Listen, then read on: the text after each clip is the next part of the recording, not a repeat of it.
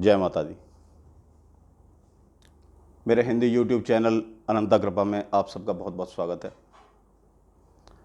सबसे पहले तो क्षमा प्रार्थी हूँ कि आपको लोगों को वीडियो बहुत लेट प्राप्त हो रही है, क्योंकि कई दिनों से किसी परिवार की कुछ कार्यवाही चल रही थी, तो उसमें थोड़ा सा हमारे को समय लग गया और मैं आज शाम को फ्री हुआ तो तुरंत नवरात्र के और हिंदू नववर्ष के उपलक्ष्य में जो है वीडियो डालनी थी। कई परिवारों के बहुत दिनों से फ़ोन आ रहे थे। सबसे पहले तो आपको कल हिंदू नववर्ष संवत 2078 की बहुत बहुत शुभकामनाएं। माँ भगवती जी की कृपा आप लोगों के ऊपर सदैव बनी रहे। माँ भगवती जी सदैव आपके अंग संग सहाय रहें।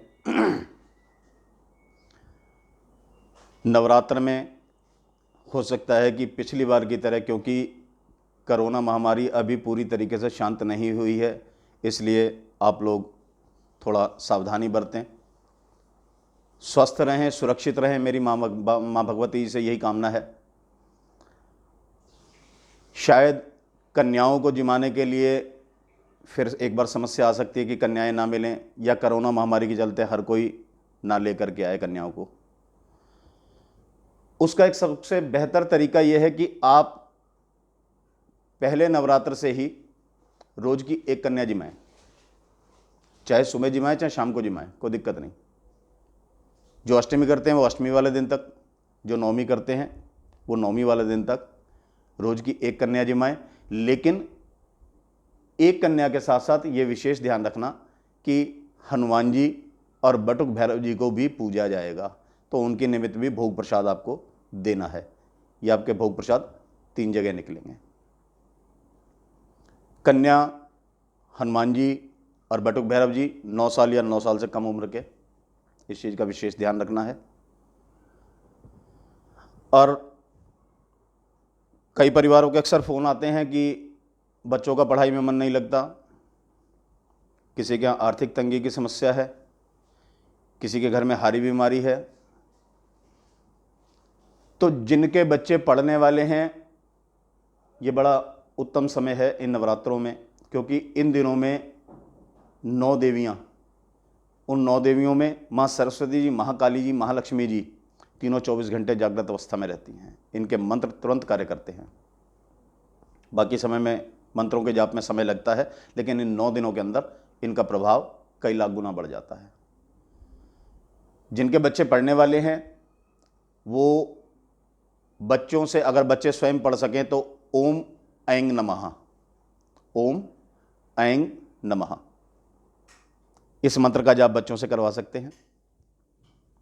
और अगर बच्चा नहीं पढ़ सकता है, बच्चा छोटा है या उसको कन्वर्सेशन में कोई दिक्कत लगती है, तो आप गंगा जल के ऊपर 108 बार इस मंत्र को पढ़ करके, मंत्र पढ़ना ओम ऐं नमः, ऐसे जल के ऊपर फूंक देना है और उस बच्चे को वो जल रोज पिलाना है। पूरे नवरात्रों में करिए। गणपति जी को 4 लड्डू और दूब घास चढ़ाइए। बच्चे की बुद्धि में बहुत जल्दी विकास होगा। जिनको आर्थिक तंगी की समस्या है, कार्य नहीं चल रहा है, कोई दिक्कत लग रही है, वो ओम ह्रीं नमः, ओम ह्रीं नमः, रोमन इंग्लिश आप लोग समझते होंगे, HRING, ह्रीं, ह साइलेंट हो जाता थोड़ा सा, ह्रीं नमः, ओम ह्रीं नमः, इस मंत्र का जितना ज़्यादा से ज़्यादा जाप कर सकते हैं। एक माला तो करनी ही करनी है रोज की, और नहीं तो अगर आप माला को बढ़ाते हैं तो ये 1, 3, 5, 7, 9, 11 ऐसे जो है विषम संख्या में चलती हैं। लेकिन अगर आप इसे बढ़ाएंगे, उत्तरोत्तर में चलेंगे, तो फिर आप इसे उतनी ही रखेंगे, इसे घटाएंगे नहीं। अगर आपने पहले दिन 1 माला करी और दूसरे दिन आप 3 माला करेंगे या तीसरे दिन 5 माला करेंगे, तो ऐसा नहीं चलेगा। जितनी माला आप रोज की कर रहे हैं, आपने एक ही बारी करना है। आपसी कलह, हारी बीमारी, अगर किसी परिवार का कोई व्यक्ति विशेष काफ़ी समय से बीमार चल रहा हो, या किसी परिवार में कोई आपसी अनबन चल रही हो, तो सबसे पहले आते हैं कि हम जिस परिवार में कोई हारी बीमारी चल रही हो। नेट से आपको मंत्र सुलभ मिल जाएगा, लेकिन फिर भी किसी विद्वान ब्राह्मण से आप उसको एक बार चेक करवा लीजिए कि क्या ये मंत्र सही है, मात्राओं में फ़र्क ना हो। ओम जयंती मंगला काली भद्रकाली कपालिनी दुर्गा क्षमा शिवाधात्री स्वाहा स्वधा नमोस्तुते। इस मंत्र का 108 बार जाप करके गंगा जल पर, जैसे मैंने पहले बताया, फूंक मारनी है और उस बीमार व्यक्ति को पिलाना है। माँ भगवती के सामने देसी घी की जोत जलाइए, लाल फूल अर्पण करिए, लाल फूल अर्पण करिए। ये सब करने के बाद गंगा जल को सामने रखिए और जिस व्यक्ति के निमित्त हमारे को जल बनाना है उस व्यक्ति के लिए निमित्त संकल्प लेकर के, क्योंकि संकल्प अगर संस्कृत में नहीं भी बोलते हैं तो कोई बात नहीं, आप हिंदी में बोल सकते हैं कि मैं अमुक व्यक्ति के लिए, उसके ऊपर यह बीमारी, इसे ख़त्म करें, मैं आपकी शरणागत हूँ। आप इस मंत्र का जाप करके उस व्यक्ति को डेली यह जल पिलाएं। अब आता है, अगर किसी से आपसी अनबन है, उसमें दिक्कत आ रही है, सुलह नहीं हो पा रही है, कोई ऐसी दिक्कत लगती हो, तो सर्वा बाधा प्रशमनम त्रैलोक्याश्लेश्वरी एवमेव त्याकारे मस्मद्वैरी विनाशनम, इस मंत्र का जाप करिए। जितना ज़्यादा से ज़्यादा करेंगे इन नवरात्रों में उतना ज़्यादा से ज़्यादा इसका प्रभाव बढ़ेगा। आजकल देखने में आया कि ही तंत्र बाधा से लोग बहुत ज़्यादा ग्रसित हो रहे हैं, या कईयों को ऐसा महसूस होता है, कई बार ग्रह चाल की वजह से कुछ दिक्कतें आती हैं, लेकिन कईयों को महसूस होता है कि किसी ने कुछ करा दिया है, या घर में तंत्र बाधा है, या अमुक व्यक्ति पर तंत्र बाधा कर दी गई है। यदि किसी परिवार को ऐसी समस्या लगती है कि किसी ने घर में कुछ करा दिया है या परिवार के किसी व्यक्ति के ऊपर तंत्र बाधा का प्रयोग कर दिया गया है, तो उसके लिए मेरे डिस्क्रिप्शन बॉक्स में 3 नंबर लिखे हुए होंगे, उन पर व्हाट्सएप पे मैसेज छोड़ दीजिएगा। तंत्र बाधा के निवारण का उपाय आपको फ़ोन पर ही बताया जाएगा। फ़ोन सिर्फ 9810156361, इस वाले फ़ोन पे बात होगी। बाकी दोनों नंबर व्हाट्सएप नंबर होंगे।